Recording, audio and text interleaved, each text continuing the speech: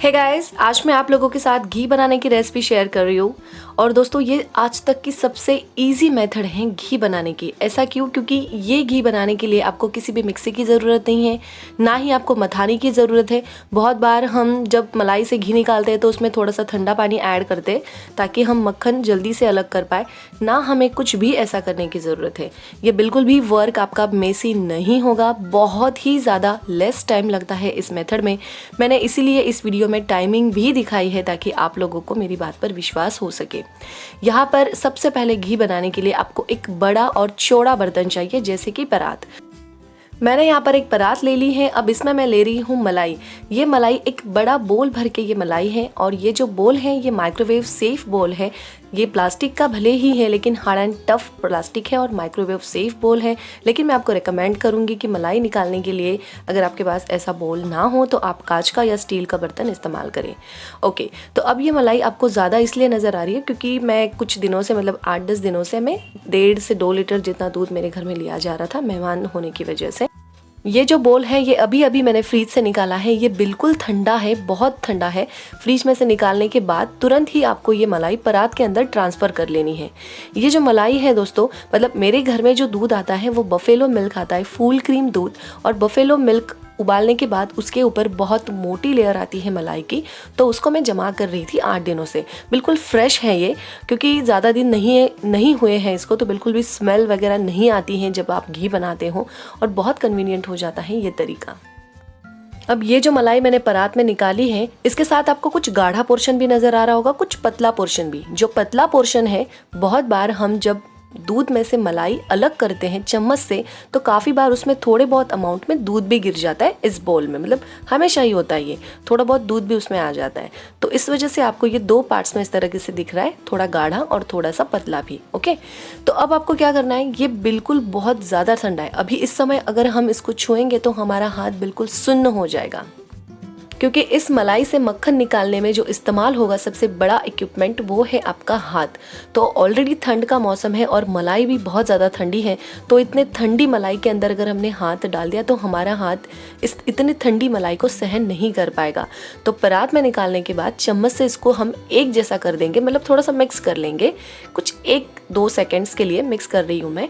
और अभी मैं देखिए आपको टाइम दिखा रही हूँ कि मैंने कितनी देर के लिए इसको इसी जगह छोड़ा था, मतलब किचन काउंटर टॉप के ऊपर कब छोड़ा था। ये देखिए, तो ये रखा है मैंने ऐसी ही इसी जगह। ये देखिए, इस टाइम तक मैंने इसको ऐसे ही खुला छोड़ा था। तो लगभग 5 या 7 मिनट आपको इसको ऐसे ही रखना है ताकि हम इसको छू पाए। लेकिन आप एक बात का खास ख्याल रखिए दोस्तों, अगर आप परात को इस तरीके से नीचे से छू कर देखते तो आपको ये बिल्कुल ठंडा ठंडा ही महसूस होना चाहिए। तो यहाँ पर मैंने एक मोबाइल भी लिया है जिसमें स्टॉप वॉच लगा दी है मैंने, ताकि आप लोगों को टाइमिंग का अंदाज़ा आ सके, समझ में आ सके। बिगिनर्स लोगों के लिए ये चीज़ समझना आसान हो जाएगा। तो अब यहाँ पर आपको यूज़ करना है आपका हाथ। तो आपके हाथ को अच्छी तरीके से हैंड वॉश से बिल्कुल साफ़ सुथरा कर लीजिए।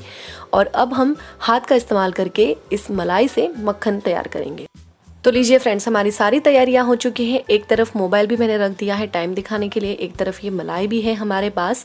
मैंने सीधा मेरा हाथ इसके अंदर रख दिया, कुछ इस तरीके से रखा है कि मेरी 5 उंगलियां दूर दूर हैं, आपस में जुड़ी हुई नहीं है, मैंने दूर दूर रखी है।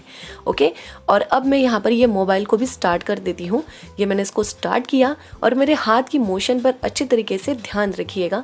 मैं इसको सिर्फ सर्क्यूलर मोशन में गोल गोल गोल गोल घुमा रही हूँ, कुछ भी नहीं करी हूँ, केवल गोल गोल घुमा रही हूँ। कोई भी इक्विपमेंट नहीं है, कोई विस्क वगैरह इस्तेमाल नहीं करनी, कि मथानी नहीं चाहिए, ना ठंडा पानी चाहिए, कुछ भी नहीं चाहिए। केवल आपका हाथ आप इसमें रख दीजिए इस तरीके से। और मैं इसको गोल गोल घुमा रही हूँ ना, लेकिन मैंने मेरी उंगलियों को नज़दीक नहीं किया, ऐसे ही फैला के रखा है और केवल गोल गोल घुमा रही हूँ एक दिशा में। आपके हाथ को बिल्कुल फ्लैट रखना है और गोल गोल घुमाना है। कुछ ही मिनटों में आपको नजर आएगा कि मलाई एकदम गाढ़ा होना शुरू हो जाएगी, और इतनी ज़्यादा गाढ़ी हो जाएगी कि आपको अभी इसके अंदर हाथ घुमाना तक मुश्किल हो जाएगा। उस पॉइंट पे आपको रुक जाना है। मैं दिखाती हूँ आपको कि किस पॉइंट पे ये, मतलब मेरा जो काम था वो किस पॉइंट पर बना। हो सकता है आपका टाइम इधर उधर भी हो जाए, बट आपको एक एग्जाम्पल के तौर पर टाइम दिखाई देती हूँ। अब देखिए फ्रेंड्स, ये इतना गाढ़ा हो गया है कि मुझे अभी बहुत ज़्यादा ज़ोर लगाना पड़ रहा है। अब मैं नहीं कर पा रही हूँ, तो मैं रुक गई हूँ। और ये टाइम आप देख सकते हैं, 1 मिनट के अंदर ये पतली मलाई से बिल्कुल गाढ़ा मिक्सचर बन के तैयार हो गया। ठीक है, अब अगेन आपको क्या करना है, अब आपको सिर्फ आपके हाथ की मोशन को बदल देना है। शुरुआत में हमने क्या किया, सिर्फ एक दिशा में उसको गोल गोल घुमाया। अब हम क्या करेंगे, अब ये गाढ़ा मिक्सचर है, जैसे कि एक आटे की तरह है। अब हम इसको ऐसे समझेंगे कि जैसे हम कोई आटा ही लगा रहे हैं, वैसी हमें अब मोशन करनी है, बिल्कुल ऐसे जैसे हम आटा गूंथते हैं ना, वो तरीका अब हमें अपनाना है।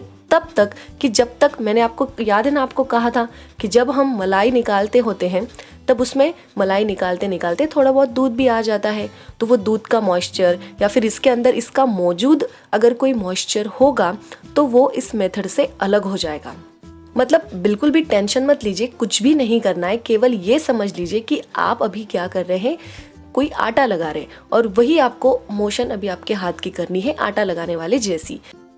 दिख रहा है ना आपको स्क्रीन के ऊपर, एक जगह में जमा कर रही हूँ और इसको स्ट्रेच कर रही हूँ, एक जगह जमा करके स्ट्रेच कर रही हूँ। बहुत ही ज़्यादा सिंपल है, और ये आपको तब तक करना है कि जब तक इसके अंदर अपना एक खुद का मॉइस्चर होता है। अभी आपको कोई भी मॉइस्चर परात के अंदर नज़र नहीं आएगा, लेकिन इसके अंदर अपना एक खुद का मॉइस्चर होता है, वो कुछ मिनट के अंदर बाहर आने लग जाएगा। ठीक है, तो मैं इसको इसी तरीके से मसलते रहूँगी, तो आप कुछ ही मिनट के अंदर देखेंगे कि अभी इसके अंदर का जो मॉइस्चर था, जो पानी इसके अंदर भी होता है थोड़ा बहुत, वो बाहर आने लग जाता है। और ये देखिए आ गया ना पानी बाहर। तो इस वाले मिनट के अंदर ये पानी इस तरीके से सारा पानी बाहर आ जाता है, सारा मॉइस्चर बाहर आ जाता है। अब आपके पास प्योर फैट है, प्योर फैट, ये जो भी है जिसके अंदर जितना भी सारा मॉइस्चर था वो भी हमने निकाल दिया। हमने एक्स्ट्रा ऊपर से पानी नहीं डाला, लेकिन इसके अंदर जो मौजूद था वो भी हमने बाहर कर दिया। इसका फ़ायदा पता है आप लोगों को क्या होगा, कि आपका घी कभी ख़राब नहीं होगा, क्योंकि इसमें मॉइस्चर का कंटेंट अभी है ही नहीं। ये घी ख़राब नहीं होगा, ये बहुत अच्छा, महीनों तक अच्छा रहेगा। तो देखा ना दोस्तों आपने, कितने कम समय में आप मोबाइल पर टाइम देख सकते हैं। 4-4.5 मिनट हुए हैं और हमने मलाई में से मक्खन अलग कर लिया है।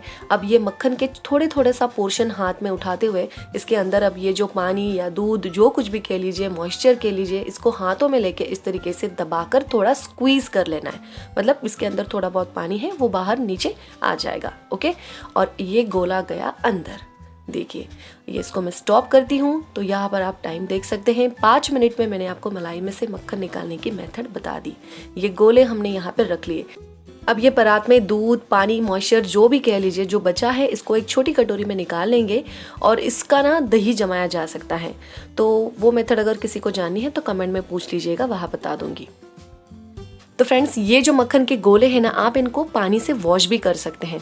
मैंने वॉश इसलिए नहीं किया क्योंकि ये मलाई ज़्यादा दिन पुरानी नहीं थी, 8 दिन ही हुए हैं सिर्फ, तो कोई वॉश करने की ज़रूरत नहीं। अगर आप महीने भर बाद घी बनाते हो तो इन गोलों को थोड़ा सा पानी में वॉश कर लेना और वापस से स्क्वीज़ कर लेना। ओके, तो अब मैंने इनको गैस के ऊपर रख दिया है गर्म होने के लिए। अभी शुरुआत में मैंने फ्लेम मीडियम टू हाई रखी है। अब ये जल्दी से पिघलने लग जाएगा। अब यहाँ से तो बिल्कुल ही सिंपल सी मेथड है। आपको ये जो गोले हैं, मैं इस तरीके से छोटे छोटे पीसेस में इस तरीके से चम्मच से ही तोड़ लेती हूँ ताकि ये जल्दी पिघलने में थोड़ी आसानी मिल जाए। तो फ्रेंड्स, अब मैंने यहाँ पर फ्लेम रखी है मीडियम टू हाई। बहुत ज़्यादा हाई फ्लेम पे अगर हमने ये मक्खन के गोले मेल्ट करने के लिए रख दिए तो हो सकता है कि इस घी का जो कलर है वो चेंज हो जाए। मतलब घी थोड़ा सा जलने लग जाता है और कलर एकदम सफ़ेद नहीं रहेगा, वो थोड़ा सा ब्राउनिश टाइप हो जाएगा। मतलब घी जल जाएगा एक तरह से, ये कह सकते हैं हम। तो ऐसी गलती नहीं करनी है हमें। हम मीडियम टू लो या फिर मीडियम टू हाई इस तरीके की फ्लेम एडजस्ट करते हुए अपने घी को बनाएंगे। ओके, तो फ्रेंड्स, ये देखिए अभी ये पूरा मेल्ट हो चुका है और इसके ऊपर अभी आपको ये जो सफ़ेद सफ़ेद सा नज़र आ रहा है झाग जैसा, ये भी अब धीरे धीरे करके मेल्ट होगा और एकदम ट्रांसपेरेंट हो जाएगा और वो ही आपका घी होगा, एकदम घर का बना शुद्ध देसी घी।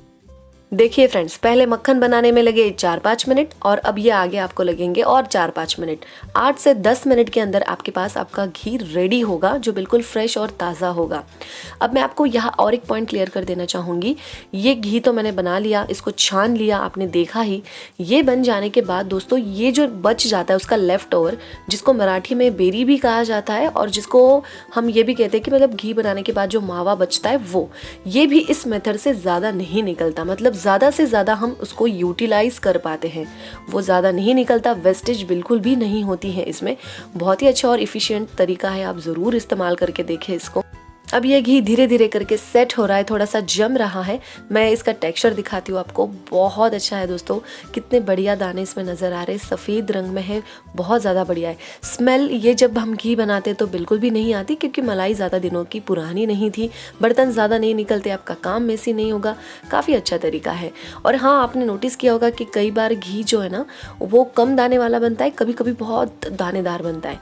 ये दूध की क्वालिटी पर डिपेंड करता है। तो अगर आप लोगों को ये तरीका पसंद आए और इजी लगे तो आप इस तरीके को ज़रूर इस्तेमाल करके देखें। तो मिलते हैं ऐसी ही अच्छी नेक्स्ट रेसिपी के साथ, तब तक के लिए बाय बाय।